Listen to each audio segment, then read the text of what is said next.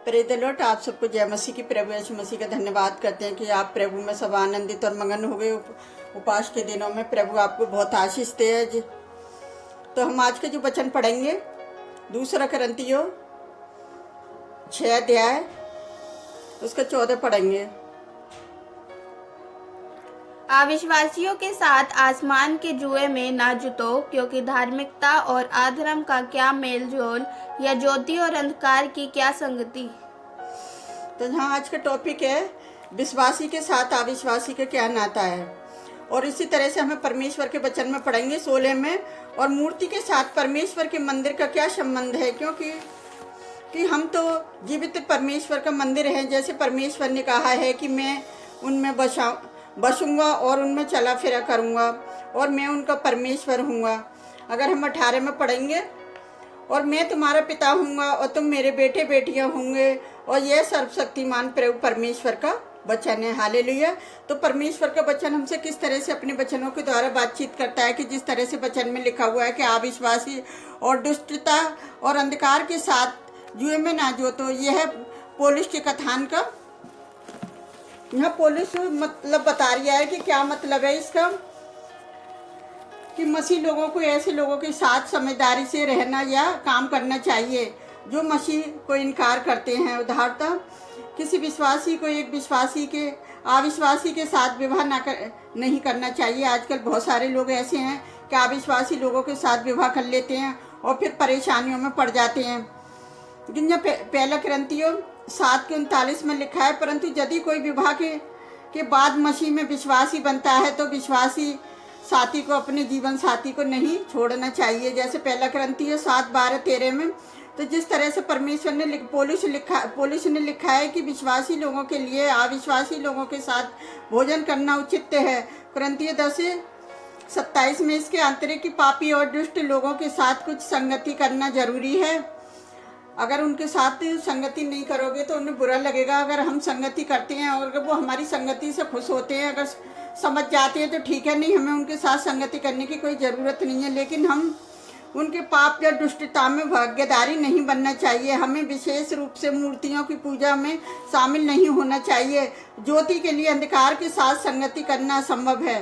परमेश्वर ज्योति है, उसमें बिल्कुल अंधकार नहीं है। हम ज्योति की संतान के रूप में रहना चाहिए, और ऐसे मसीह लोगों की ज्योति है, वे संसार की ज्योति है। विश्वासी लोग मसीह में अंधकार से उसकी अद्भुत ज्योति में बुलाए गए हैं। मसीह को स्वीकार करना अंधकार में चलना है।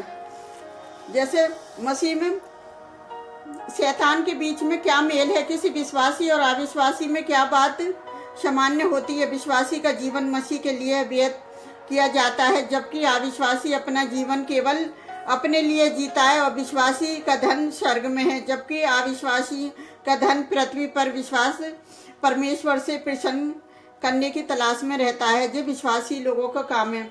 और जबकि अविश्वासी लोगों से किसकी प्रशंसा खोजते हैं कि तभी भी विश्वासी और अविश्वासी साथ साथ काम कैसे कर सकते हैं। कभी भी अविश्वासी और विश्वासी एक साथ काम नहीं कर सकते, क्योंकि विश्वासी तो परमेश्वर को प्रसन्न करने वाले काम करता है, और अविश्वासी जो है वो बस संसार की चीज़ों की खोज में रहता है। जैसे अगर हम 16 में वचनों में भी पढ़ेंगे कुछ कि हम विश्वासी लोग परमेश्वर का पवित्र मंदिर हैं। जैसे पहला करंथियों 3:16 में पढ़ेंगे, क्या तुम नहीं जानते कि तुम परमेश्वर का मंदिर हो और परमेश्वर का आत्मा तुम में वास करता है। और 6:19 में देखेंगे, क्या तुम नहीं जानते कि तुम्हारी देह पवित्र आत्मा का मंदिर है, जो तुम में बसा हुआ है और तुम्हें परमेश्वर की ओर से मिला है, और तुम अपने आप के नहीं हो। हालेलुया। अगर पहला पतरस 2:5 में पढ़ेंगे, तुम भी आप जीवते पत्थर के समान आत्मिक घर बनते जाते हो, जिससे याजकों का पवित्र समाज बनकर ऐसे आत्मिक बलिदान चढ़ाओ जो यीशु मसीह के द्वारा परमेश्वर को ग्रहण है। हालेलुया। पवित्र शब्द का मतलब है बुराई और पाप से अलग रहना, और हमारे मंदिर में कोई बुराई और अपवित्रता या मूर्ति पूजा नहीं होनी चाहिए। जैसे पहला करंथियों 10:20 और 21 में पढ़ेंगे, नहीं, वरन ये कि अन्य जाति जो बलिदान करते हैं वे परमेश्वर के लिए नहीं परंतु दुष्ट आत्माओं के लिए बलिदान करते हैं, और मैं नहीं चाहता कि तुम दुष्ट आत्माओं के सहभागी हो। जो परमेश्वर का जो मंदिर है हमारा शरीर है और पवित्र रहना चाहिए, क्योंकि परमेश्वर उसमें रहता है। जैसे पौलुस ने जैसे यिर्मयाह में कि 32 के 38 में जैसे उदाहरण प्रस्तुत करता है कि जो परमेश्वर के लोग में रहता है वे परमेश्वर का आत्मा, वे परमेश्वर उसमें रहेगा। इसलिए परमेश्वर के लोगों को कलीसियाओं को पवित्र होना चाहिए, क्योंकि परमेश्वर आप पवित्रों को नज़रअंदाज या अनदेखा कर सकता है। इसलिए उनसे बाहर निकल कर अलग रहो। हमने किसी से भी बाहर निकल कर अलग रहना चाहिए। किससे? अविश्वासियों से। अविश्वासी लोगों को पता है क्या है, शैतान उनके जीवन में ऐसी बुरी बुरी लालसाएं डालता है, लेकिन परमेश्वर का वचन हमें कह रहा है कि अविश्वासी को कि पता है अविश्वासी लोगों को छोड़ना नहीं है, उनकी बुराइयों को और दुष्ट लोगों से, अंधकार में चलने वाले लोगों से, अंधकार के निष्फल कामों से सौभागी ना हो, वरना उन पर उल्हाना दो।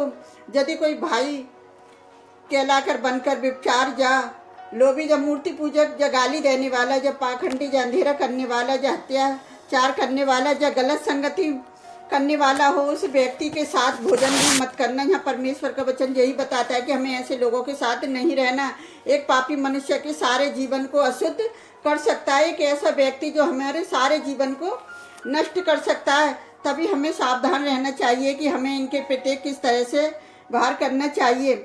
तो हमें परमेश्वर का वचन यही बता रहा है कि ऐसे लोगों के साथ हमें कैसा व्यवहार करना चाहिए। ये लोग कलीसियाओं में भी ऐसे ही फूट डाल देते हैं, और आजकल देख रहे हो कलीसिया में अविश्वासी लोग जो परमेश्वर विश्वास नहीं करते, किस तरह से जाके लड़ाई झगड़ा कर रहे हैं, और किस तरह से वो सिर्फ अपने धर्म को ऊंचा नहीं उठा रहे, सिर्फ उन्हें पैसे का लालच है और उनको लालच दिया जा रही है। और वो लालच में क्या कर रहे हैं, वो एक दूसरे के लिए मारने के लिए, हमला करने के लिए चर्चों पे जा रहे हैं। ऐसे लोगों के पास नहीं जा रहे जहाँ बुरे काम हो रहे हैं। उन लोगों से कुछ नहीं कह रहे, क्योंकि उनको ये अच्छा लगता है, क्योंकि उन्हें पता है कि संसार में तो ये सब ऐसा होता ही रहता है। लेकिन हमें पता है क्या है, जब हम संसार में रहते हैं तो परमेश्वर ने भी हमें बुद्धि दी है, तो हम भी ऐसे गलत कामों को क्या कर सकते हैं, बचा सकते हैं। लोगों को अच्छा रास्ता दिखा सकते हैं। आज मसीह लोग अच्छा रास्ता दिखा रहे हैं, तो मसीहों पे ही हमला करने लग गए लोग बाग। मसीहों को प्रार्थना नहीं करने दे रहे। जहाँ बुरे काम होते हैं वहीं बुराई नहीं जा सकती, क्योंकि बुराई सच्चाई का पीछा लेती है। तो इसीलिए परमेश्वर का जो काम है ना वो कभी रुकेगा और ना ही रुक सकता है। और जितना बुराई पीछा लेगी उतनी ही सच्चाई आगे बढ़ती चली जाएगी और मसीहत आगे बढ़ती चली जाएगी। तो मैं परमेश्वर का धन्यवाद करती हूँ कि मेरे मसीह भाई बहनों, हमें किसी से डरने की कोई ज़रूरत नहीं है, क्योंकि पवित्र आत्मा का जो मंदिर है, जो हमारे अंदर है, वो पवित्र आत्मा काम कर रही है। जो चमत्कार हो रहे हैं वो आप नहीं कर रहे, वो पवित्र आत्मा कर रही है। और पवित्र आत्मा हमेशा वो लोगों की सहायता करता है, उनकी जो सच्चाई और ईमानदारी से काम करते हैं और परमेश्वर में विश्वासी बने रहते हैं। और अविश्वासी लोगों से वो पंगा नहीं लेते, क्योंकि उन्हें पता है कि ये मूर्ख है और इससे के मुंह लगना गलत है। तो इसीलिए परमेश्वर का वचन बता रही है कि ऐसे लोगों को क्या करो, इनसे अलग रहो और इन बुराइयों से अलग रहो जो तुम्हारे काम को बिगाड़ती हैं।